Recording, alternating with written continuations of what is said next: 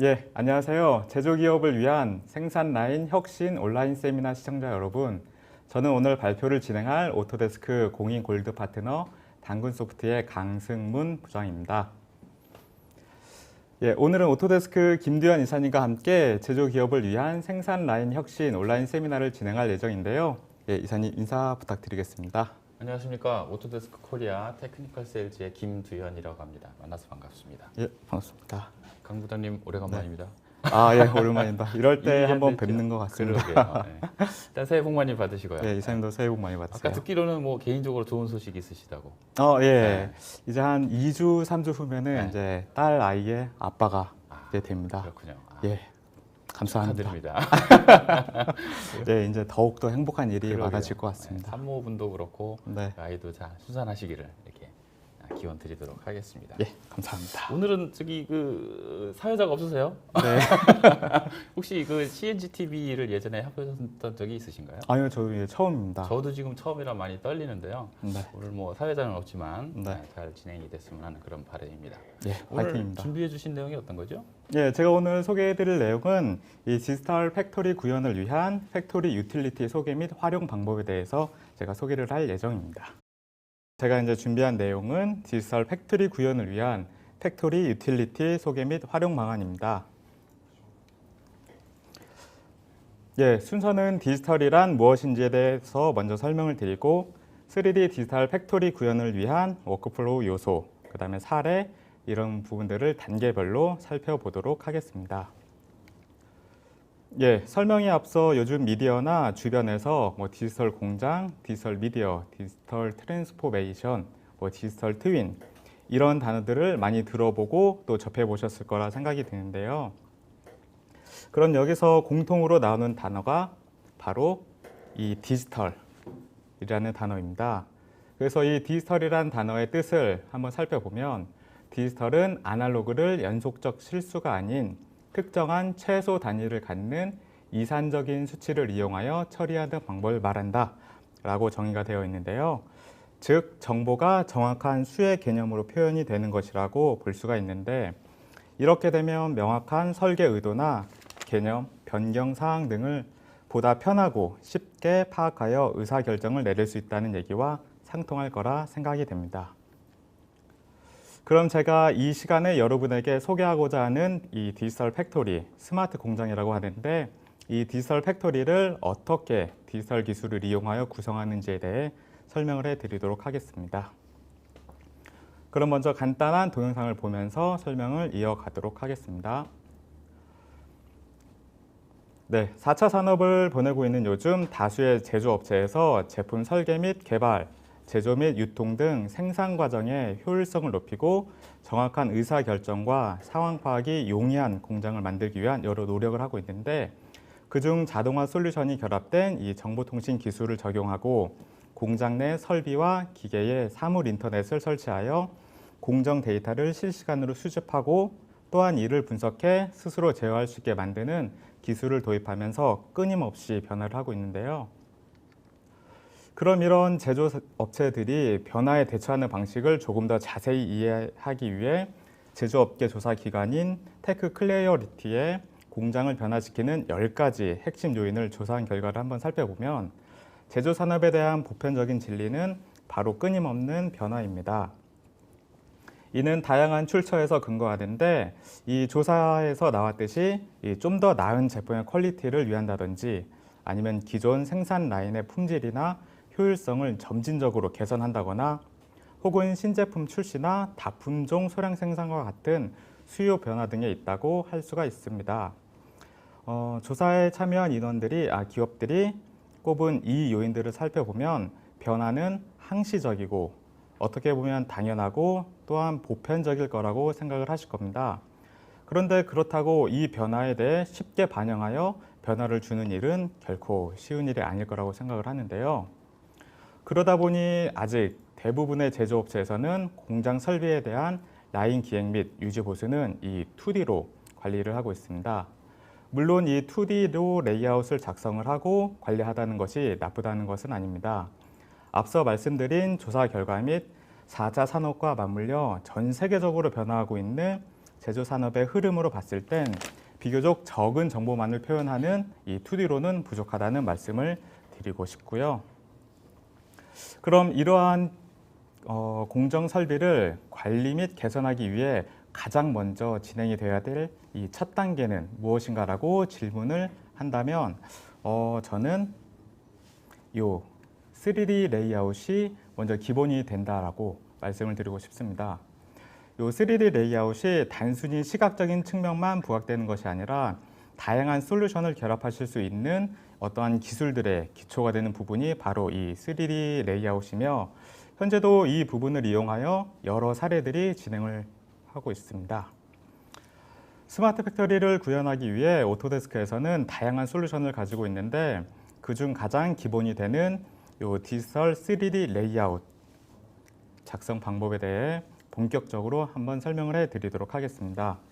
이 시간을 통해 3D 레이아웃의 필요성과 귀사에게 어떻게 접목을 시키면 도움이 될지를 생각해보는 시간이 되었으면 합니다. 먼저 3D 팩토리 레이아웃을 구현하기 위한 방법으로 총 5단계의 워크플로우를 구성을 할 수가 있는데요. 첫 번째는 제조 프로세스의 정의입니다. 레이아웃 작성을 위해 여러 고려사항이 있을 텐데 오토데스크 프로세스 아날리시스를 이용하시게 되면 계획 단계부터 배치 단계까지 프로세스의 병목 현상을 식별하고 효율성을 높일 수가 있는데 동영상을 보면서 조금 더 자세히 설명드리도록 하겠습니다. 보시는 화면이 오토데스크 프로세스 어널리시스입니다. 여러 공정을 만드실 수 있으며 지금처럼 이제 각 프로세서에 해당하는 모델을 팩토리 에셋이라는 라이브러리 저장소를 통해 삽입을 할 수도 있습니다. 이 팩토리 에셋은 공장 설계에 필요한 패실리티, 설비, 건축 및 기계 요소 등 방대한 양의 라이브러리를 오토데스크에서 기본적으로 제공을 하고 있는데 물론 사용자가 직접 만들어 등록을 할 수가 있습니다. 이 부분이 완료되면 공정별 정의한 값을 토대로 시뮬레이션이 진행이 되며 여러 값들을 조정을 하여서 생산된 어떠한 제품의 양, 필요한 생산 시간, 그 다음에 사용된 자원의 양 등을 리포트 형식으로도 이렇게 확인을 해 주실 수가 있습니다. 또한 이렇게 기획된 레이아웃을 그 오토캐드에서 활용할 수 있도록 DWG 파일로도 내보내서 캐드에 바로 인서트해서 또한 이 부분들에 대해서 컨셉을 잡고 또한 또 분석을 하는데 조금 더 용이할 수 있을 거라고 생각이 듭니다. 그리고 그 다음 두 번째 단계는 계략적인 레이아웃 단계입니다. 오토데스크 프로세스 어널리시스를 통해 계략적인 레이아웃을 구성하였다면 이 단계에서는 현재 라인 기획이나 생기 부서에서 근무하시는 분들이 많이 활용하고 있는 2D 오토캐드에서 구체적인 레이아웃을 작성을 하는 단계입니다. 그러나 기존 방식과 조금 다른 부분이 있는데요. 기존에는 정보가 없는 일반 그 오토캐드 선 명령으로만 작성을 하였다면 이 단계에서는 여러 정보와 확장성을 가지고 있는 팩토리 에셋에 등록된 객체를 사용하는 것인데요. 자세한 설명은 또 동영상을 보면서 설명드리도록 하겠습니다.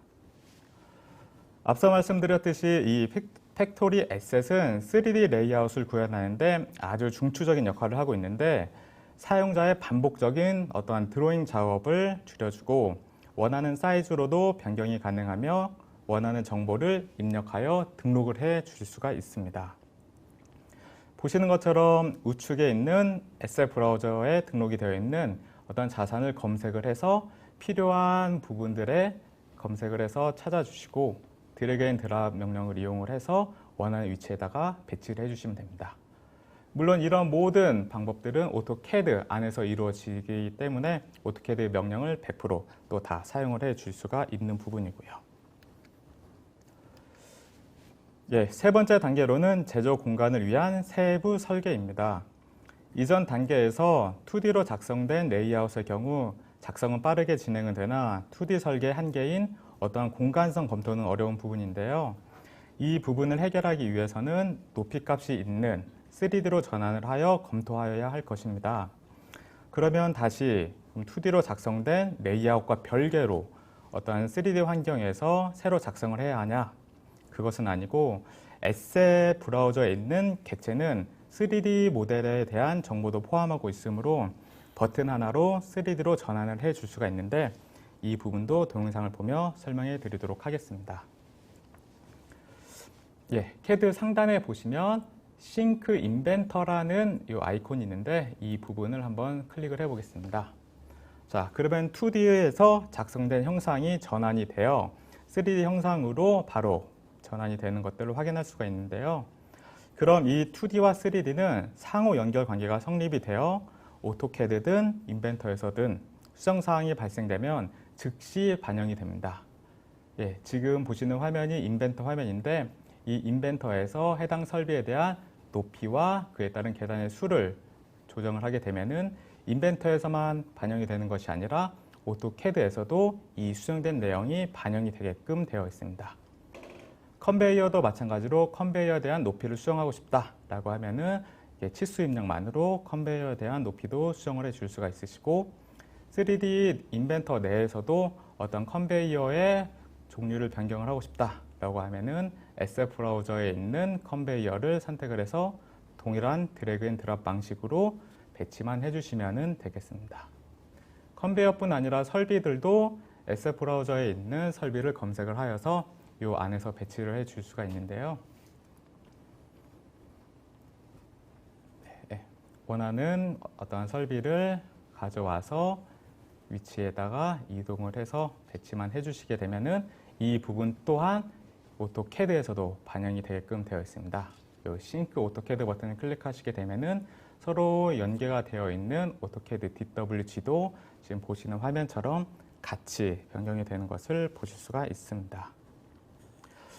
자, 그럼 이 팩토리 에셋이 이 3D 레이아웃을 작성을 하는데 가장 큰 부분이라고 이제 생각을 하실 텐데요. 그러면 이 에셋을 만드는 방법을 한번 설명을 해 드리도록 하겠습니다. 에셋으로 만드는 방법은 상당히 간단합니다. 해당 3D 모델을 인벤터에서 불러오신 다음에 이 에셋 빌더라는 버튼을 이용을 해서 에셋으로 만들어 주시면 되는데 에셋 빌더 항목 내에서 이 형상에 대한 바닥면을 지정을 해 주시고 그 다음에 이제 커넥터 포인트라고 해서 서로 연결이 되는 부분이 있다라고 하시면 커넥터 포인트를 지정을 해 주시고 원하는 정보를 입력하신 다음에 어떠한 그 라이브러리 경로에다가만 퍼블리시를 해주시면 됩니다. 그러면 자동으로 3D가 에셋에 등록이 되면서 2D에 대한 평면도도 같이 생성이 되므로 이 부분은 오토캐드에서도 활용을 해줄 수가 있겠습니다. 상당히 간단하죠? 에셋으로 만드는 부분들이.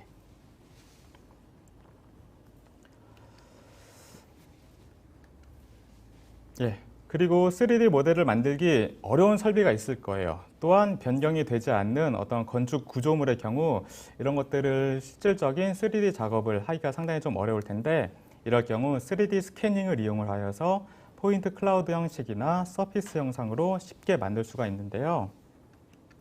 자, 이런 지금 보시는 광대역 스캐너를 이용을 해서 스캐닝할 대상에 여러 포인트를 지정하여 스캐닝을 이제 지정을 하게 됩니다. 이렇게 진행하여 얻어진 스캐닝 데이터를 취합하여 이제 활용을 해주시면 되는데 이 활용을 한 데이터를 한번 보도록 하겠습니다. 그 3D 지금 보시는 화면이 실질적으로 가공되지 않은 3D 스캐닝 그 클라우드 포인트라고 보시면 될 것 같고요. 이 클라우드 클라우드 포인트 데이터는 오토캐드나 인벤터, 그다음에 나비스웍에서 바로 활용을 해줄 수가 있으시고 이 부분도 기존의 에셋으로 작성된 이 파일과 같이 혼용을 해서 사용을 해 줄 수가 있으니까 이 부분도 같이 염두를 해 주시면 좋으실 것 같습니다. 네 번째 단계로 배치 전 설계 검증 부분입니다. 이렇게 작성된 이 3D 레이아웃이다 하더라도 이제 사람인지라 설계 미스가 이제 좀 발생을 할 수가 있는데요. 그래서 이런 부분에 대해 3D 레이아웃을 점검하며 또한 간섭을 탐지하고 공정 계획에 따른 어떤 설비 계획이 올바르게 시공이 되고 있는지 어떤 가상의 공간에서 시뮬레이션 해보는 것도 필요한 부분일 거라고 생각을 하고요. 또한 이렇게 작성된 3D 레이아웃에 대해 현장 작업자와의 의사소통도 중요한 부분입니다. 이런 부분에 대해 효율적으로 관리하고 공유하는 방안에 대해 배치 전 설계 단계와 함께 묶어 동영상을 보면서 설명을 해드리도록 하겠습니다. 네, 지금 보시는 화면은 나비스웍스라는 제품인데요. 앞서 인벤터에서 만들어진 3D 레이아웃을 해당 제품으로 불러와 리뷰 및 검토하는 역할을 수행을 하게 됩니다. 사전에 건축 및 구조, 설비 등에 대해 시작 및 종료 일정을 작업 스케줄을 지정을 하여서 지정한 스케줄대로 잘 진행이 되고 있는지를 3D로 확인할 수가 있는데 이 부분은 MS 프로젝트와도 연동을 시켜 주실 수가 있습니다. 또한 사람 크기의 더미를 이용하여 작업자의 이동 반경도 체크를 해 줄 수가 있으며 또한 마크업이라든지 치수 측정 기능도 제공을 하고 있습니다. 예, 물론 이 나비스웍스 안에서 인벤터 포맷 외 타 이기종 CAD 파일도 별도의 변환 없이 또 가져올 수가 있는데요. 이렇게 다양한 포맷과 공장 규모가 클 경우 건축 구조물이라든지 기계 설비도 이제 많아질 텐데 그러면 퍼포먼스가 잘 나올지 또한 의문이 드실 겁니다. 자, 이 부분은 걱정하지 않으셔도 되는데 저사양의 PC에서도 이 대용량의 조립품을 가볍게 핸들링할 수 있는 게 이제 나비스웍의 가장 큰 강점이다 보니 국내 여러 중공업이나 건설 회사에서도 본 제품을 사용하고 있습니다. 또한 지금 보시는 것처럼 간섭이 발생을 했다라고 하시면은 곧 바로 버튼 하나로 인벤터로 돌아가서 인벤터에서 수정할 수 있게끔 하는 기능도 제공을 하고 있는데요. 이런 크레인에 대한 높이 때문에 공정물과 이제 간섭이 발생했을 경우 인벤터에서 수정을 해주시고 저장 버튼만 눌러주시게 되면은 나비스웍에도 그 상황이 반영이 돼서 그 부분도 수정이 되고 또한 오토캐드에 있는 내용들도 같이 변경이 되게끔 되어 있습니다. 네, 이렇듯 이제 3D 레이아웃을 진행하게 되면 한편으로는 좀 부담스럽게 느껴질 수도 있겠지만 향후 유지 보수나 관리 측면에서도 많은 이점이 있을 거라고 생각이 됩니다. 유지 보수 관리 사례를 통해 한번 살펴보면 요 해당 업체의 경우 설비 점검이 필요한 설비의 도면을 일단 먼저 출력을 해서 현장으로 이동을 합니다. 현장으로 이동하여 보수가 필요한 부분을 이제 점검을 하고 그 점검이 필요한 그 부분에 대해 도면에 이제 수기로 마크업이라든지 기록을 하게 됩니다. 그래서 이렇게 수기로 작성된 도면은 이제 일일이 사람들이 이제 취합을 하여서 시스템에 입력을 하는 이런 작업을 하고 있는데 이런 작업이 대략 한 55일 정도 소요가 된다라고 합니다. 이러다 보니 도면을 보기 어려운 작업자는 현장을 정확히 확인할 수도 없고 취합된 정보도 누락되는 일들이 빈번히 발생을 된다라고 하는데요. 그래서 이 해당 업체는 이 3D 레이아웃을 활용한 시스템을 구축하여 점검이 필요한 설비를 모바일 기기로 전송을 하고 또한 이 QR 및 검색으로 빠르게 해당 위치로 이동하는 시스템을 구축을 하였습니다. 그래서 점검한 그 내용들에 대해서 모바일 기기 상태에서 마크업이라든지 사진 촬영 등을 진행을 한 후 그 자리에서 바로 서버에 업로드하는 시스템을 구축을 하였는데요. 그래서 기존에 55일 걸리던 작업이 11일로 줄어들 수 있었으며 이에 따른 정확도와 비용이 절감된 효과를 얻게 되었습니다. 예, 또한 이 디지털 3D 팩토리를 구현을 하시게 되면 시각적으로도 또 다양하게 확인하실 수가 있는데요. 앞서 설명드린 부분대로 기계, 설비, 또한 건축 구조물에 대한 모델링을 진행을 하고 또 이렇게 작성된 형상을 나비스웍스로 취합을 하여서 간섭과 리뷰를 진행을 하였다면 이제는 이 3D 레이아웃을 VLED나 3D 스튜디오 맥스에서 이용을 하여서 좀 더 이 부분을 활용을 해 줄 수가 있는데 지금 보시는 화면이 이제 우측 하단에 있는 사람이 보고 있는 환경인데요. 단순히 모니터로만 공장을 보는 것이 아니라 VR 마운트를 장착을 하여서 직접 디지털 공간에 들어가 마치 실제로 공장 안에 있는 듯한 느낌으로 이제 공장을 확인해 줄 수가 있습니다.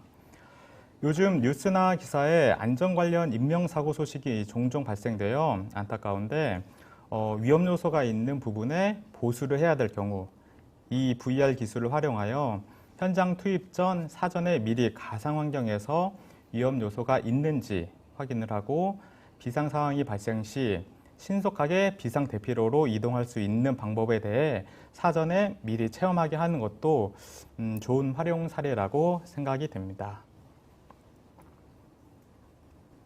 네. 여기서 이제 조금 더 확장을 시켜보면 아직 기초적인 단계이지만 IoT 기술과도 접목을 시킬 수가 있는데요. 현장에 있는 설비의 온습도, 유량, 압력, 기계 제어 등 IoT 센서를 부착하여 얻어지는 이 센싱 데이터를 3D 레이아웃과 여러 솔루션을 결합을 하여 대시보드 형식으로 모니터링 시스템을 구축을 할 수가 있습니다. 이렇게 하게 되면 언제 어디서든 대시보드를 통해 원하는 공장 현황을 확인할 수가 있으며 원격지에서도 설비들을 제어할 수 있는 효과를 보실 수가 있습니다.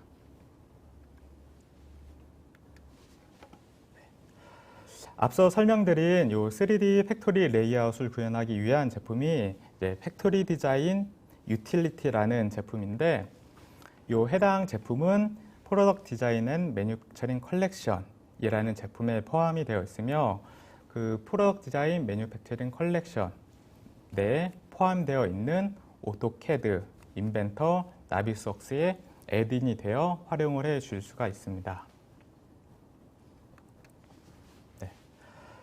마지막으로 간략히 팩토리 디자인 유틸리티의 설명을 드리면 기본적으로 3D 팩토리를 구현할 수 있는 어떠한 여러 도구들을 제공하고 있으며 각 솔루션별로 팩토리 구성 요소들을 연결하여 유기적으로 워크플로우를 가능하도록 합니다.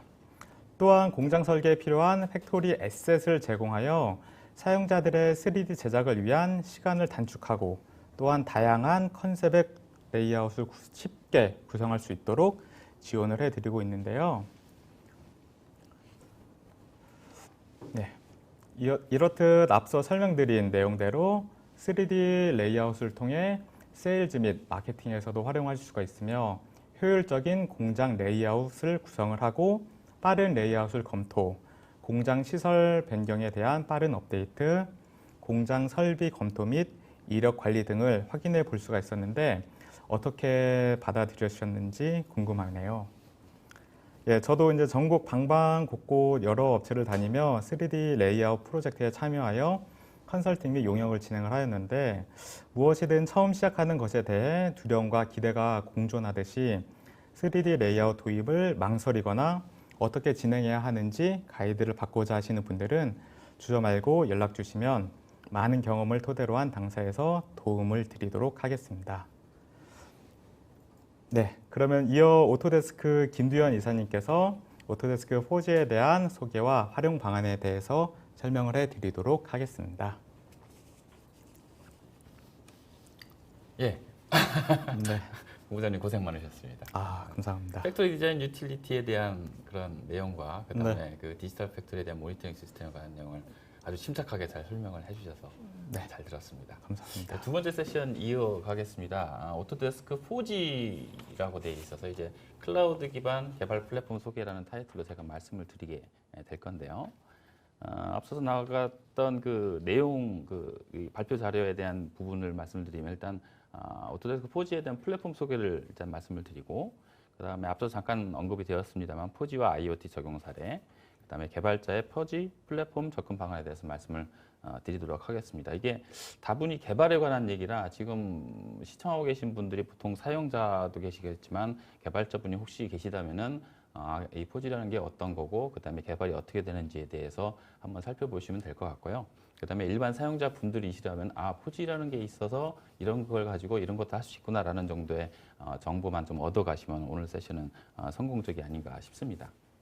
사실 4G라는 단어가 이렇게 친숙한 단어는 아니에요. 그래서 좀 찾아봤습니다. 사전적인 의미를 찾아봤더니 단조라는 의미로 이게 번역이 되더라고요. 명사이고 이제 공업에서 금속을 두들기거나 눌러서 필요한 형태로 이제 만드는 일 이렇게 표현을 하고 있습니다. 사진에 보시는 거 지금 자유단조라고 저희가 일반적으로 얘기를 하는데 이게 왜 포지라는 단어를 썼을까라고 생각을 해보니 포지가 개발 플랫폼이고 개발 플랫폼 안에서는 개발에 대한 어떤 자유도가 굉장히 중요시 여기게 되는데 아마도 이런 그 자유단조처럼 사용자가 또는 이 개발자가 본인의 스킬을 10분 활용해 가지고 원하는 그런 제품을 또는 원하는 시스템을 개발할 수 있는 자유도를 제공한다라는 그런 의미에서 일맥상통하지 않나 그런 생각이 좀 들어서 장표를 만들어 봤습니다. 오토데스크 내부에서는 포지라는 거에 대해서 이렇게 한 줄로 좀 요약을 하고 있어요. Set of Web Service API, 그 다음에 Power the Future of Making Things라고 되어 있는데 뒤에 있는 Future of the Making Things는 저희 오토데스크가 앞으로 미래 제조 산업에 의해서 지향해야 되는 어떤 모토라고 보시면 되고요. 중요한 거는 이제 Set of Web Service API로 되어 있는데 API라는 게 이제 어플리케이션 프로그램 인터페이스의 약자입니다. 뭔가 어떤 서비스를 가지고 개발을 함에 있어서 이 API를 이용해서 원하는 기술을 이제 구현할 수 있다라는 정도로 이렇게 이해가 되는데 사실 요 한 문장 가지고는 포지 자체를 이해하기가 쉽지가 않아요. 그래서 포지에 대한 웹사이트를 한번 방문을 해봤습니다. 포지.autodesk.com에 들어가시면 이렇게 보시는 것처럼 포지에 대한 웹사이트가 나타나고요. 그 첫 화면에 클라우드 베이스드 디벨로퍼 툴스라고 이렇게 되어 있죠. 클라우드는 뭐 아시죠? 뭐 저희 네트워크상에서 뭔가 커다란 컴퓨터가 있을 것 같은 그런 느낌이고요. 그 다음에 디벨로퍼 툴스라고 되어 있는 거 보니까 뭔가 개발하는 그런 플랫폼이나 이런 서비스를 제공을 하는 게 오토데스크 포지가 아닌가 이렇게 유추가 될 수 있을 것 같습니다. 사실 오토데스크 내부에서는 오토데스크에서도 그 클라우드에 대한 제품들이 많이 제공을 하고 있는데 대표적으로는 이제 빔 360, 그 AEC라고 하죠. 그 건축이나 토목 쪽에서 사용되는 빔 360이라는 그런 클라우드 제품을 또 저희가 제공을 하고 있고요. 매뉴팩처링 분야에서는 퓨전 360이라는 게 좀 대표적인 그 클라우드 기반의 그 제품입니다. 근데 저희 오토데스크 내부에서도 이런 클라우드 기반의 제품을 개발을 하겠죠. 개발을 하려면은 소위 말하는 날코딩을 하는 게 아니고 이런 API들을 개발을 한 다음에 그 API를 이용을 해서 필요한 기능을 구현을 하는 그런 프로세스를 가지고 있습니다. 그래서 첫 줄이 이제 그 얘기예요. 테크놀로지 스택이다. 오토데스크 내부에서도 자체 웹 어플리케이션을 개발하는 데 있어서 사용하는 테크놀로지 스택이라 이렇게 표현이 되어 있습니다. 지금 장표가 약간 영어로 되어 있는데 이 영어를 이제 한글로 좀 번역을 하려고 좀 시도를 해봤으나 이게 의미가 이제 의미가 이게 잘 제대로 전달이 안 될까 봐서 그냥 그 영문 장표로 지금 소개해드리는 사전 말씀을 좀 드리겠습니다. 그래서 API라는 걸 이제 제공을 한다는 건 알겠는데 어떤 API를 제공을 하느냐 이런 것들이 좀 생각이 될 거예요. 그래서 오른쪽 위에 보시는 것처럼 저희가 일단 API라는 것에 대한 그런 개념을 설명해 드릴 때 보통 레고 블록을 많이 말씀을 드립니다. 레고 블록 같은 경우에는 그 크기나 사이즈나 한 단위 하나하나를 봤을 때는 사실 별 의미가 없는 것들이에요. 하지만 그 레고를 사용하는 사람이 본인의 원하는 아이디에이션을 이용을 해가지고 본인이 원하는 거를 이제 구축을 할 수가 있는 거죠. 아래쪽에 보시는 것처럼 나는 건축물에 관심이 있어 하면 레고를 막 이제 조립을 해가지고 이제 건물을 하나 만들 수도 있는 것이고 내가 비행기에 관심 있어 하면 동일한 레고 블록을 또 이용을 해가지고 이 비행기를 또 만들 수 있는 부분이죠. 이런 부분들이 저희가 이제 컴포넌트라는 개념을 이용을 해서 단단위로 그 기능을 제공을 하나 요거를 사용자의 스킬에 따라서 원하는 그 어플리케이션을 개발할 수 있다라는 그런 개념으로 보시면 될 것 같습니다. 그래서 포지라는 게 이런 서비스를 제공을 한다는데 어떤 식으로 제공을 하느냐라는 장표예요. 그래서 디벨로퍼 에코시스템 이제 생태계라고 이제 저희가 표현을 해놨는데 맨 아래쪽에 보시는 이제 IaaS라고 저희가 얘기를 하죠. 인프라스트럭처 애저 서비스라고 해서 뭔가 포지 서비스를 이용하려면은 네트워크상의 큰 컴퓨터 안에다가 그런 서비스를 제공을 해야 되고 그렇기 때문에 저희가 아마존 웹 서비스라는 걸 이용을 해가지고 이런 서비스를 제공을 하게 되고요. 그 다음에 앞서서 말씀드렸던 그 클라우드 제품인 빔 360이나 퓨전 360 같은 것들을 저희가 SaaS, 그러니까 소프트웨어 애저 서비스라고 해서 엔드 유저들이 직접 쓸 수 있는 그런 소프트웨어를 제공을 하게 됩니다. 근데 그 안에 이제 파스라고 해서 플랫폼 애저 서비스, 뭔가 그 클라우드 제품을 구현하는 데 있어서 기본이 되는 뭔가가 있어야겠죠. 거기서 이 부분이 오토데스크 포지의 그 포지션에 해당된다고 이렇게 생각하시면 될 것 같아요. 뒤집어서 말씀드리면은 오토데스크 내부에서도 오토데스크 포지를 이용을 해가지고 이런 클라우드 제품을 개발하고 있다 이렇게 생각을 하시면 됩니다. 오른쪽 위에 장표는 실제로 보시면 아시겠지만 빔 360, 퓨전 360, 그 다음에 샷건이라는 또 뭐죠? 그 클라우드 제품인데 이것도 역시 오토데스크 포지 플랫폼을 기반으로 이제 개발이 됐다는 것을 나타내는 어떤 사진이고요. 그다음에 오른쪽 아래 보시면 저희가 빔 360을 이제 고객한테 이제 뭔가 설명을 드릴 때 어떤 아키텍처를 이제 설명하는 그런 그림인데 작습니다만은 아래쪽에 보시면은 그 오렌지색으로 오토데스크 포지라는 게 이제 기반으로 하나 깔려서 빔 360이 개발이 되었다라는 것을 알 수가 있는 것이죠. 그럼 이제 그 API를 뭔가 클라우드 상에서 제공을 한다는데 어떤 API를 제공을 하는 거야라는 궁금증이 좀 있으실 것 같은데요. 현재 지금 대표적으로 한 8개 정도의 지금 API를 제공을 하고 있어요. API 그 제품 API 군이라고 이제 말씀을 드릴게요. 보시는 것처럼 뭐 뷰어니 데이터 매니지먼트니 모델 데리버티브니 줄줄이 나오고 있는데 상단에 있는 4가지, 그러니까 뷰어 API, 데이터 매니지먼트, 모델 데리버티브, 그다음에 어텐티케이션 이렇게 한 4가지를 주로 사용을 하게 됩니다. 가장 핵심적인 게 이제 왼쪽에 있는 뷰어 API예요. 저희가 이제 오토데스크라는 회사가 3D 컴퍼니이기 때문에 그 CAD 파일을 통해서 CAD 어셋이라고 해서 데이터를 이용을 해가지고 뭔가 웹 브라우저에서 3D를 표현해 줄 수 있는 API를 저희가 뷰어 API라고 하고요. 근데 로컬 컴퓨터에 있는 그 3D CAD 데이터를 클라우드로 옮겨가지고 이제 변환을 시켜서 서비스를 해주는 거기 때문에 뭔가 옮겼을 때의 데이터를 관리해주는 API가 또 필요할 겁니다. 그걸 데이터 매니지먼트 API라고 하고요. 그 다음에 모델 데리버티브 API는 클라우드에 올라 있는 데이터를 저희가 뷰어 API를 통해 가지고 이제 표시를 해줄 수 있도록 그 뷰어블 파일로 이제 변환을 해야 되는데 그걸 이제 모델 데리버티브 API라고 하게 됩니다. 아무나 접근해 가지고 이걸 진행하면 안 되겠죠. 그래서 승인이나 뭐 패스워드 관리나 이런 것들이 좀 진행이 돼야 되는데 그것들도 이제 어덴티케이션 API를 이용을 해 가지고 서비스를 제공을 하는 겁니다. 그 외에도 뭐 디자인 오토메이션, 뭐 리얼리티 캡처, 빔 360, 그다음에 웹 훅스라는 이런 API를 제공하는데 이거는 약간의 특수 기능이기 때문에 일반적으로 사용을 많이 안 하지만은 이걸 원하시는 고객들도 많이 있기 때문에 일단 장표에 넣어놨습니다. 그럼 API를 제공을 한다는데 어떻게 쓰는 거야? 이게 이제 궁금하실 것 같아서 만든 장표예요. 다분히 개발적인 좀 내용이라 좀 이해를 해주시고요.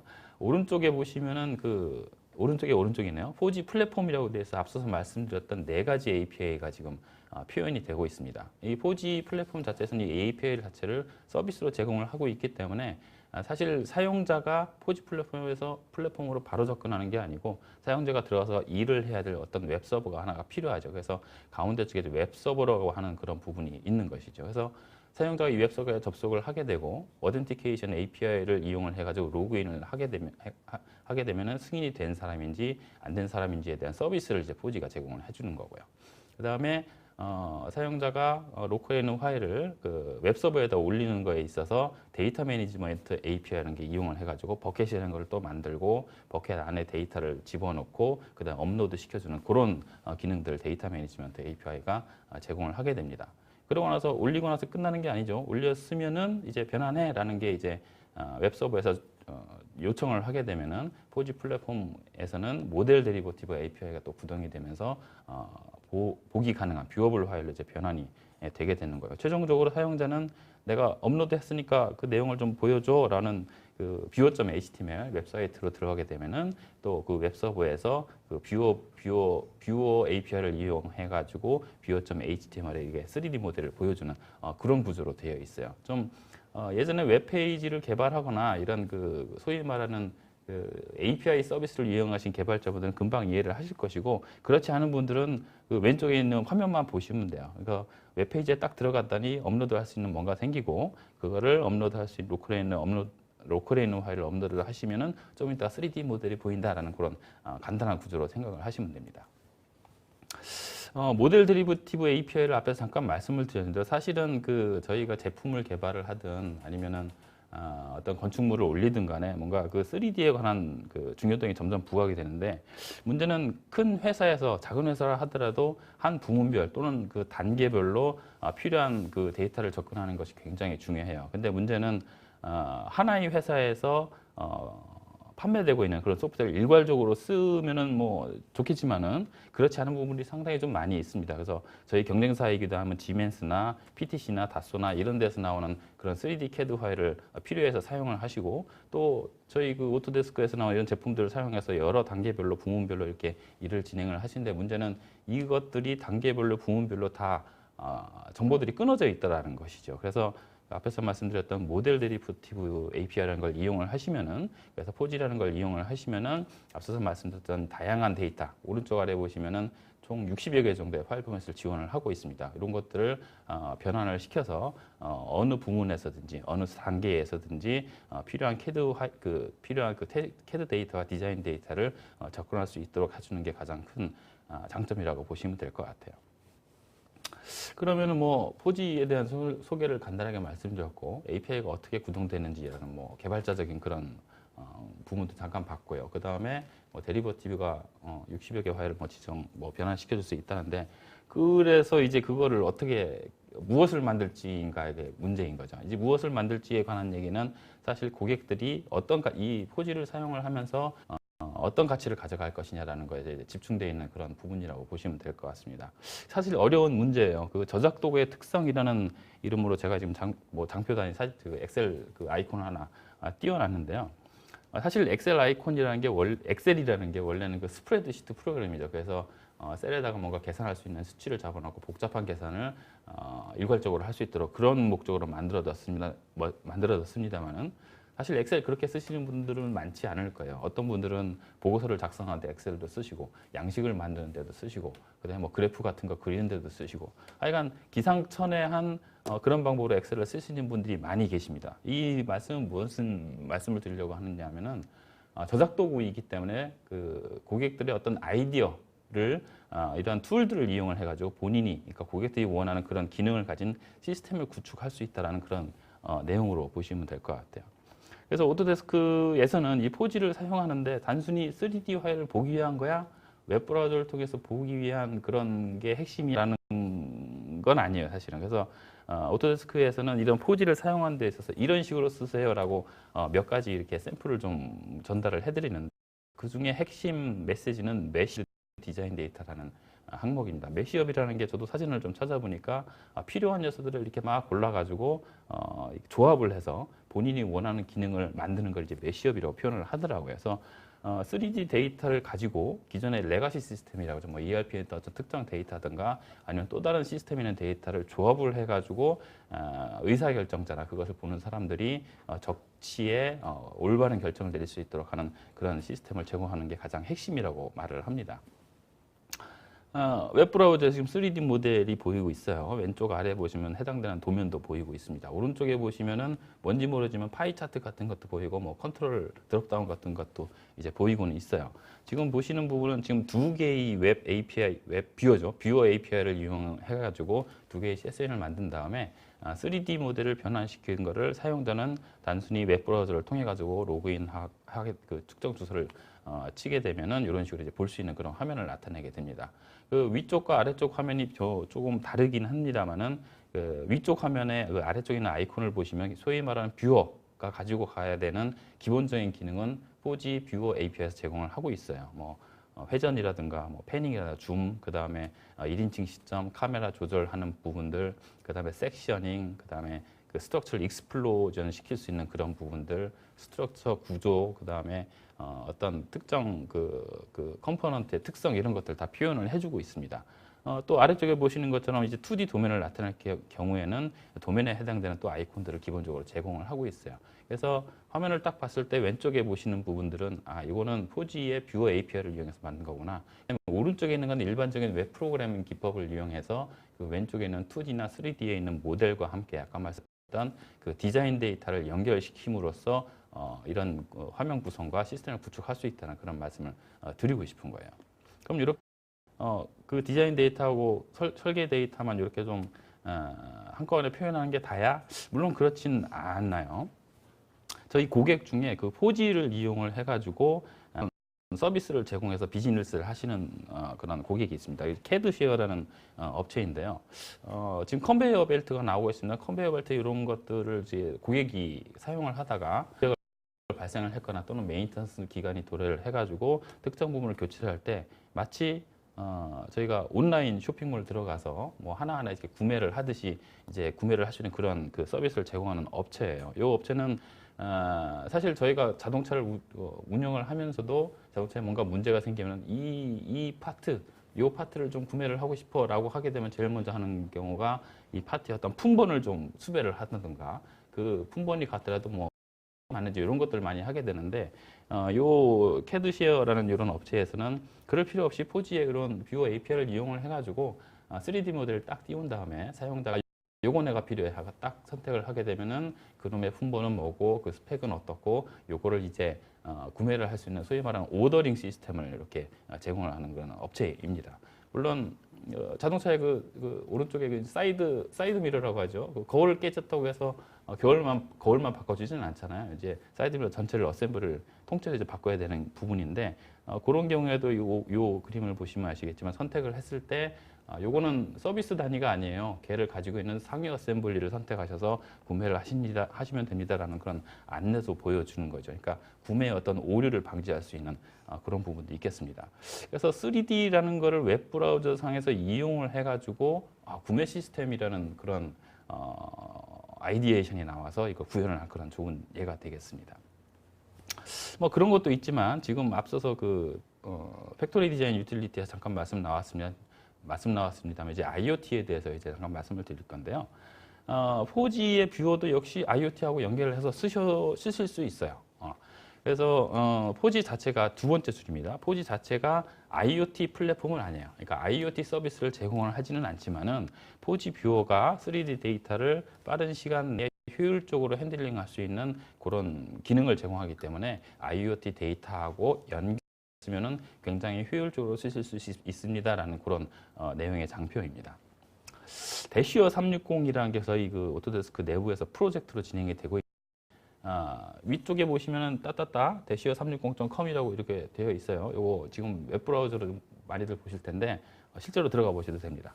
지금 구동이 되고 있는 부분이에요. 이쪽으로 들어가 보시면은 건물이 하나 나오고 그 다음에 뭔가 동그라미 저희가 이제 마크업이라고 얘기를 하는데 이 동그라미 부분이 사실 센서의 위치를 지금 표시를 해주고 있어요. 센서가 몇 개 안 되면 모르겠으나 센서가 이제 수백 개씩 있으면은 특정 센서의 어떤 부분을 어디에 있는지를 위치 파악하는 것도 사실 일이거든요. 그래서 그 센서의 위치를 표시를 해주고 센서에서 나오는 데이터를 IoT 플랫폼을 이용을 해가지고 이런 포지에다가 이제 표시를 해주게 됩니다. 표기를 해줄 때 왼쪽 화면 보시면은 아까는 기본적으로 제공하는 그 뷰어의 어떤 아이콘들 외에 또 추가되는 아이콘들이 보이실 거예요. 이것들을 이제 개발자가 아이콘을 이제 추가를 하고 아이콘을 눌렀을 때 보시는 것처럼 패널이 나오기도 하고 패널에 있는 부분들을 선택을 했을 때 해당되는 뷰 포트를 등록을 시켜서 선택을 하게 되면 쉽게 그 부분으로 갈 수 있는 그런 부분도 보여주고 있고요.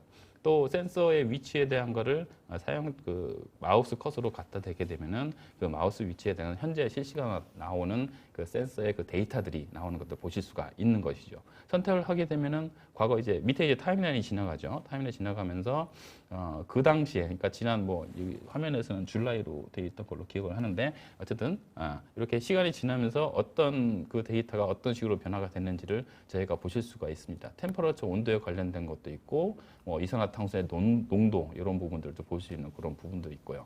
그 다음에 좀 이따 나오겠습니다. 예를 들어 동작 감지 센서라는 걸 설치해 놨을 경우에는 그 동작 감지 센서가 이제 표시가 딱 됐을 때 사람이 지나갔구나라는 것도 이제 기록이 되기 때문에 어느 방안에 누가 동작이 감지가 됐는지 이런 것들을 이제 표시를 할 수 있고 기록을 할 수 있는 거죠. 아까 디지털 팩토리에서도 잠깐 얘기가 나왔습니다만 이런 것들이 이제 팩토리에 이제 적용이 되게 되면 소위 말하는 팩토리 매니지먼트, 팩토리 모니터링 시스템이 이제 되게 되는 거죠. 그래서 4G의 뷰어를 이용을 해가지고 이런 부분들을 그 모니터링 시스템을 구현하시고 싶으신 분들은 이런 식으로 구현이 가능하다라는 그런 말씀을 드리고 싶은 거였어요. 그럼 IoT 플랫폼하고 도대체 4G하고 어떻게 연결이 되느냐? 4G도 클라우드예요. 그 다음에 IoT 플랫폼도 클라우드도 있고 또 프라이빗 클라우드라고 하죠. 이제 회사 내에서 IoT 플랫폼을 구매를 한 다음에 내부적으로 이제 뭐 장비 어떤 시그널들이 밖으로 나가면 안 되니까 요거를 IoT 플랫폼을 이용을 해가지고 이제 그 센서에서 나온 데이터를 이제 게더링하게 됩니다.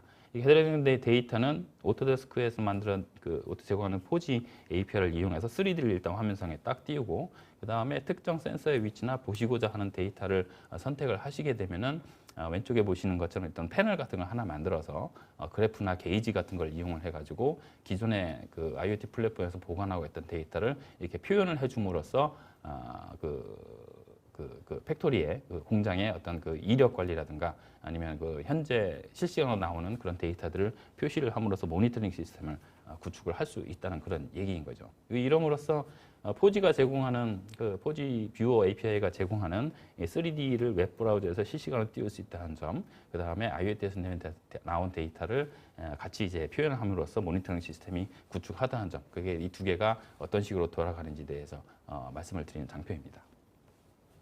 그 다음에 공장에는 또 장비들도 많이 있어요. 장비에서 뭔가 시그널이 나오고 그거를 이제 모니터링 해야 되는 부분도 분명히 있을 겁니다. 예를 들어 뭐 테스트실이 저희가 이걸 이제 디지털 트윈이라고 이제 말씀을 드리는데요. 예를 들어 테스트실에 뭐 지금 제트 엔진이 갑자기 나오긴 합니다만은 제트 엔진에 뭐 이걸 테스트를 함에 있어서 특정 센서들을 이제 설치를 해놓고 모니터링을 하는 거죠. 그래서 오른쪽에 보시면은 뭐 엔진 스피드라든가 엔진 바이브레이션에 관련된 부분도 나오고 그 다음에 엔진 스피드에 나오는 하나의 라인이 나오고 엔진 바이브레이션은 뭐 미니멈, 맥시멈, 그다음 평균치라는 것들이 이제 지속적으로 이제 기록이 되는 거죠. 그래서 외부에서도 요거를 접근을 해가지고 현재 엔진 그 테스트가 어떻게 진행이 되고 있는지 이런 것들을 보실 수가 있고요. 그 다음에 그 오른쪽에 위에 보시면 파트라고 되어 있고 제너라고 되어 있는데 파트 부분의 선택을 딱 하시면은 셀렉트 싱글 파트라고 이렇게 되어 있죠. 3D 뷰어에서 네가 원하는 그 시그널을 가져오고자 하는 그 부분을 선택해봐 이렇게 얘기를 하는 거죠. 그래서 선택을 하시면은 보시는 것처럼 현재 선택된 파트의 템퍼러처 온도라든가 아니면 그 과거의 그 히스토리 기록된 부분들을 이렇게 그래프나 이런 게이지로 이제 표시해주는 그런 내용이 좀 되겠습니다. 요거는 앞서서 봤던 그런 내용이에요. 그래서 그런 것들을 이렇게 막 조합을 하게 되면은 실제로 왼쪽 그 위쪽에 화면에 보시는 것처럼 나오는 그 어떤 그 센서의 데이터들 게이지로 또는 VR로 이런 식으로 이제 구현이 가능하다는 말씀을 드리는 거고요. 또 4G 내부에서도 아까 API에 대한 걸 언급을 안 드렸습니다만 AR, VR에 관한 그런 라이브러리도 제공하니까 4G를 이용해서 이런 부분들로 구축을 할 수 있다는 걸 말씀을 드리고 싶습니다.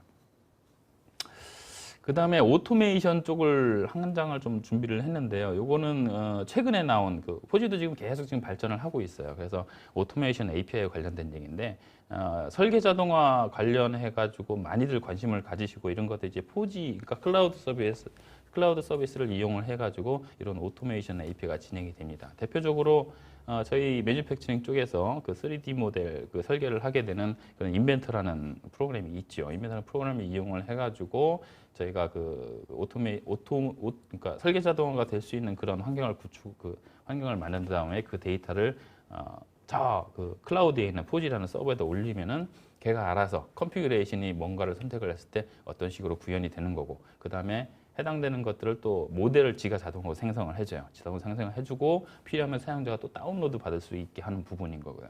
또 필요하면 그 안에 있는 특정 데이터를 이제 추출할 수 있는 그런 부분들도 있습니다. 사실 이게 좀 어떤 가치를 고객이 가져가느냐라는 생각을 해봤을 때 예를 들어서 특정 회사가 설계 자동화를 이용을 해가지고 4G를 이용을 해서 서비스를 제공을 하고 있다면은 사용자가 단순히 그 해당 웹페이지에 들어가서 내가 원하는 스펙은 이거야. 예를 들어서 뭐 자동차에 우리 썬루프는 난 필요 없어. 이건 빼. 이렇게 컨피그레이션을 한 다음에 요 모델 좀 갖고 와봐 하고 딱 누르면은 4G 서버에서 그걸 오토메이션을 이용을 해가지고 모델을 생성해서 내려주게 된다는 그런 시나리오가 가능한 거죠. 즉 사용하는 방문자가 CAD가 없더라도 4G 서비스를 이용을 해가지고 자동화된 그런 모델을 받을 수 있다는 그런 내용이 되겠습니다.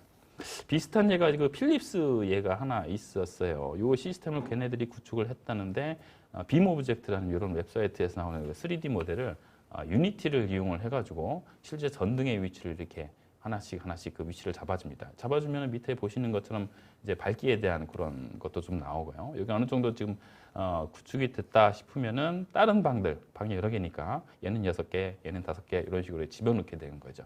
집어넣게 되면은 단순히 숫자하고 전등이 배치되는 그런 알고리즘을 이용해서 생성 버튼을 딱 누르면은 저쪽 클라우드에서 이 부분을 자동으로 생성을 해줍니다. 말 그대로 클라우드 베이스의 설계 자동화가 되는 거죠. 그래서 그 자동화 시스템을 구동을 하고 나서 빔 360을 들어가 보면은 자동화가 반영된 부분들이 나오는 거고요. 그걸 랩빗이라는 걸 이용을 해가지고 로컬에 다운로드 받아서 2D 드로잉까지 업데이트할 수 있는 일괄적인 그런 프로세스를 할 수 있다는 그런 예가 될 수 있을 것 같습니다.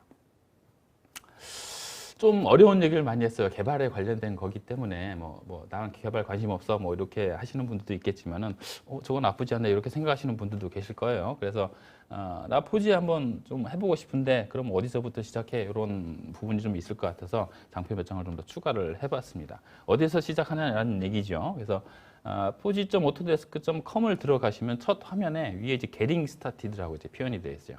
아쉽게도 한글은 지원은 아닙니다. getting started를 선택을 하시고 아래쪽에 start here라는 걸 선택을 딱 하시면은 이렇게 1단계, 2단계, 3단계 해가지고 각 단계별로 이렇게 진행하시면 돼요 하고 있던 그림과 내용이 좀 표현을 해줍니다. 그래서 3단계 정도 가시면은 세팅은 이렇게 하신 다음에 3단계 가시면은 또 요런 샘플 프로젝트를 이제 제공을 해줘요. 그래서 이 프로젝트는 뭐다, 이걸 개발할 때는 어떤 것들이 필요하니까 이렇게 세팅을 하면 된다.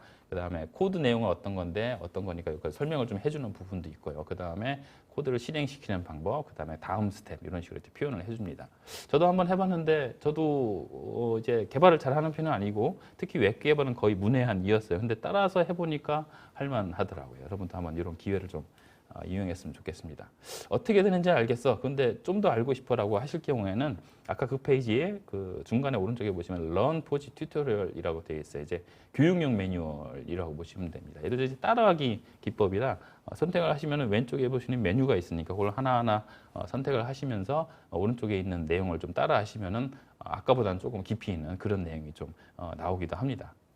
그리고 나서 아까 저희가 API 몇 가지를 소개를 드렸는데 이렇게 전체 프로세스를 한번 따라가고 튜토리얼도 한번 따라가시면은 그러면은 그 API를 이제 공부를 하셔야 돼요. 그 API 공부하는 방법이 솔루션 쪽에 뷰어라는 걸 예를 들어서 뷰어 API를 난 좀 보고 싶어 하고 선택을 해보시면은 또 뷰어 API에 대한 자세한 내용이 나와 있고 몇 가지 또 샘플도 나와 있습니다. 예를 들어서 아까 뷰어를 설명드릴 때 말씀드렸던 그 아이콘 이 기본적으로 제공하는 아이콘이 있는데 그 아이콘 내가 좀 더 추가하고 싶어. 색깔은 빨간색, 파란색 이런 식으로 하는 방법에 대해서 자세히 표현이 되어 있으니까 이걸 가지고 좀 더 실력을 키우시는 게 좋겠고요. 좀 더 진행을 한다면은 다른 사람 코드를 보는 것도 굉장히 좋은 방법이에요. 그래서 코드 샘플이라는 항목에 들어가시면은 결국 그 개발자들은 다 아십니다. GitHub라는 사이트가 있죠. GitHub 사이트에 포지 플랫폼이라는 곳으로 들어가실 수가 있어요. 그래서 그림상으로는 리포지토리가 지금 93개 정도의 샘플이 되어 있으니까 뭐 각종 언어에 해당되는 부분들의 샘플들이 많이 있으니까 참고하시면 될 것 같고 그래도 개발하다 보면 또 하다 막히는 부분이 있어요. 에러도 나고 그런 경우에는 get help라는 메뉴를 통해서 들어가시면 되지만은 결국은 역시 개발자들의 성지 중에 하나인 스택 오버플로우라는 그런 사이트로 들어갑니다. 거기서 태그에 오토데스크 -포지라는 걸 태그를 딱 달고 질문을 딱 올리시면 저희 본사에 있는 오토데스크 포지라고 되는 태그를 이렇게 들여다보고 있다. 질문이 올라왔네. 그러면 거기다가 이제 답변을 달아주는 그런 시스템을 구축을 이용을 하고 있어요. 샘플에 대한 실제 소스 코드가 들어가 있고요. 데모를 선택하시면은 이거를 요리조리 돌려보기도 하고 눌러보기도 할 수 있는 그런 기능을 보여드립니다. 그래서 이런 부분들은 굉장히 관심 있어 하는 분들은 잘 쓸 수 있는 그런 사이트가 아닌가 싶어서 말씀을 드렸습니다. 예, 뭐 마무리를 드릴게요. 오토데스크 포지가 좀 생소합니다. API라는 것들은 이제 개발자들이 일단 어떤 전유물이고 일반 사용자 입장에서는 뭐 누가 개발한 나는 잘만 쓰면 돼 이런 개념이기 때문에 관심 있어 하시는 분들만 알겠지만은 사용하시는 분들도 어디 가서 오토데스크 뭐 포지라는 게 있는데 들여다보니까 우리 회사에서 우리 그 3D 모델을 이용해서 이러이러한 시스템이 좀 하나 나왔으면 좋겠어. 거기 웹페이지를 이용해서 들어가기만 하면 3D 모델도 보이고 그 다음에 그 해당되는 데이터도 볼 수가 있어. 그 외에 뭐 다른 것들이 있는데 그런 것 좀 해왔으면 좋겠어. 이런 식으로 좀 의사를 좀 진행해 주시면은 저희가 이제 도와드릴 수 있는 부분들을 많이 도와드려서 실제로 그 필요하신 시스템을 구축할 수 있는 그런 부분들이 일이 좀 진행됐으면 하는 그런 바람입니다. 그래서 요 가격은 말씀을 안 드렸지만 가격 말씀드려도 되나요? 가격 말씀을 안 드렸지만 거의 공짜예요. 거의 공짜라고 생각하시고 부담 없이 그 개발하시는 분들 들어가셔서 얼마든지 개발할 수 있는 리소스를 제공해 드리니까 한 번 정도 이렇게 좀 경험해 보실 수 있는 그런 계기가 됐으면 하는 그런 바람입니다. 예, 뭐 조금 저는 스크립트 없이 발표를 하다 보니까 조금 이게 뭐라고 말씀드려야 되나 좀 두서없이 말씀을 드렸는데 혹시라도 궁금한 점이 있으시면은 저희 그 당군이나 SCK를 통해서 말씀을 주시면은 저희가 또 추가적으로 이렇게 일을 진행할 수 있도록 도와드리도록 하겠습니다. 예, 오늘 그 기획된 세션 2가지를 지금 마쳤어요. 시간이 지금 2시 55분이죠. 조금 이제 지나긴 했는데 Q&A 세션을 좀 잠깐 좀 갖도록 하겠습니다. 지금 저희 발표하는 중간에 아마 Q&A가 좀 올라온 것 같기도 하고 미처 이제 퀘스천 그러니까 질문을 못 하신 분들은 지금 한 3분 정도 드릴 테니까 거기다 이제 타이핑을 좀 해주시면은 저희가 그 3분 동안에 잠깐 좀 들여다보고 말씀드릴 수 있는 건 말씀드리는 그런 시간을 좀 갖도록 하겠습니다. 제가 할까요? 네. 네, Q&A 세션 좀 진행을 할게요. 지금 많은 질문을 주셨는데 부장님께 하나 정도 좀 설명을 해주시고 저도 한두 개 정도 설명을 좀 드리도록 하겠습니다. 먼저 시작해 주시면 될 것 같아요. 네, 질문 주신 내용 중에 하나가 스캐닝의 이제 역설계 개념으로 이해하면 되냐, 또한 2D 도면이 없을 경우 3D로 이제 공장 자산을 만들려고 하는데 이런 방법이 있냐라고 이제 여쭈어 보셨는데 예, 질문 주신 대로 3D 스캐닝 방식은 이제 역설계 하는 방식이 맞습니다. 그래서 도면이 없거나 2D 도면이 없거나 좀 제공하기 어려운 이런 설비들의 경우에서는 3D 스캐닝이 이제 광대역 설비를 이제 스캐닝할 수 있는 광대역 장치와 그다음에 핸디 스캐너를 이용을 해서 또 작은 규모에 있는 어떤 설비나 부품들을 이렇게 좀 정밀하게 할 수 있는 이 2가지 스캐너를 제공을 하고 있는데 이 스캐너들은 일단 기본적으로는 오토데스크에서 제공을 하고 있지는 않습니다. 대신 이 스캐닝한 그 데이터, 이제 포인트 클라우드 그 데이터를 활용을 해서 이제 오토데스크 리캡이라는 제품이 있는데 리캡을 통해서 다시 한번 그것들을 조금 리터칭 해줄 수 있는 소프트웨어는 이제 오토데스크에서 제공을 하고 있습니다. 이제 소요 기간도 여쭈어 보셨는데 이제 소요 기간 같은 경우에는 또 이제 그 LOD라고 해서 레벨 오브 디테일 수준에 따라서 조금 달라지긴 하지만은 보통 이제 단위 설비로 해서 쓸 경우에 스캐닝은 한 반나절이나 뭐 4시간, 3시간 이 정도로면 진행이 되고 그 스캐닝한 데이터를 이제 머지를 해서 어떠한 서피스 형성을 만드는데 소요되는 시간은 한 이틀 정도 걸린다라고 생각을 하시면 될 것 같습니다. 네, 네. 네. 자, 포지 관련해서는 뭐 몇 가지 질문을 주셨는데 이제 마지막 세션이다 보니까 자세하게 제가 좀 쳐다보지 못했어요. 그래서 일반적으로 질문해 주셨던 게 이제 지원하는 포맷이 뭐냐라고 지금 되어 있어요. 그래서 중요하죠. 모델 데리버티브 API를 설명드리면서 어떤 포맷이 지원하냐라고 지금 질문 드렸는데 이거 화면 넘어갔나요? 예. 지금 보시는 화면이 그 아까 말씀했던 포지에 대한 홈페이지라고 보시면 될 것 같아요. 그 중에서 지원하는 포맷을 보시려면은 어디로 가야 되죠? 네, 도큐멘테이션인가요? 거기서 모델 데리버티브 API라는 걸 저희가 좀 들어가 보도록 하겠습니다. 그 API에 대한 어떤 어떤 가이드 같은 걸 지금 나타내는 부분인데요. 막상 찾으려니까 또 안 보이네요. 제가 요거는 다시 한번 말씀을 드리도록 하고요.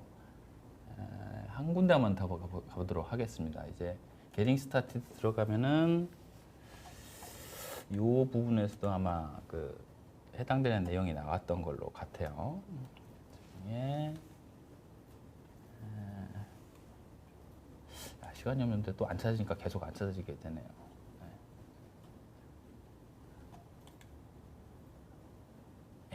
계속 시간을 끌면 안 될 것 같아요. 요거는 제가 다시 따로 한번 포맷을 어떤 지원되는 포맷이 있는지를 표현한 웹사이트가 있는데 그거를 제가 잠깐 좀 못하겠습니다. 그거는 다음에 다시 말씀을 드리도록 하고요. 그 다음에 애저 클라우드 지원이라고 말씀을 하셨는데 저도 이런 어떤 클라우드 서비스에 좀 익숙하지 않다 보니까 그 개념을 구분하기가 좀 쉽지 않았어요. 그러니까 지금 이 장표를 보시면은 아까 설명드렸던 장표 중에 왼쪽에 있는 화면은 사용자가 실제로 웹사이트 들어가서 3D 모델하고 그다음에 IoT 플랫폼에 대한 데이터를 가져오는 장표인 거잖아요. 그래서 각각의 하나의 웹사이트를 가지고 하나의 그 클라우드 서비스 제공하는 기능을 이용하는 개념이 아니고 하나 이상, 뭐 2개든 3개든 간에 여러 클라우드 서비스에서 제공하는 그런 기능들을 하나의 웹페이지에 엮어서 그 시너지, 뭐 그런 시너지 효과를 가져가는 그런 항목으로 보시면 될 거예요. 애저 클라우드 지원이라고 말씀하셨는데 예를 들어서 애저 클라우드에서 여러 개를 지원을 해주거든요. 예를 들어서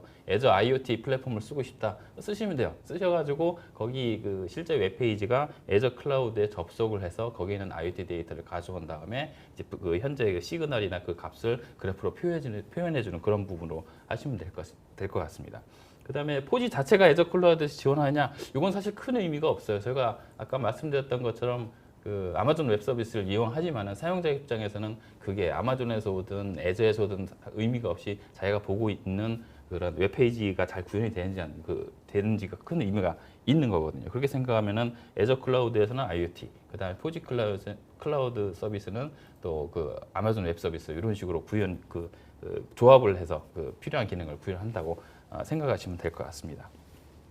그 다음에 이 정도로 말씀을 드리고요. 그 다음에 질문을 더 주셨는데 시간이 좀 많이 나지만 약간 좀 오버가 됐어요. 그래서 혹시 답변 받지 못하신 분들은 웨비나 종료 후에 개별적으로 이렇게 좀 연락을 해서 답변을 드리도록 하고요. 그 다음에 지금 아마 설문지 창이 올라갔죠. 예, 설문에 참여하신 못하신 분들은 이제 댓글창을 보시면 설문이 파악되어 있으니까 그걸 가지고 설문 좀 다시 한번 부탁을 드리고요. 뭐 추가로 문의 사항이나 이런 게 있으면 SCK나 당군이나 이렇게 연락을 드리면 될 것 같습니다. 그래서 거의 다 이번 세션 저희가 준비한 방송은 여기까지 된 것 같고요. 마무리 말씀을 좀 해주시면 감사하겠습니다. 네, 바쁜 시간 시간 내주셔서 참석해 주셔서 감사드리고요. 다음에는 이제 더 좋은 세션으로 여러분들을 찾아뵙도록 하겠습니다. 감사합니다. 예, 감사합니다. 고생하셨습니다. 예, 수고 많으셨습니다.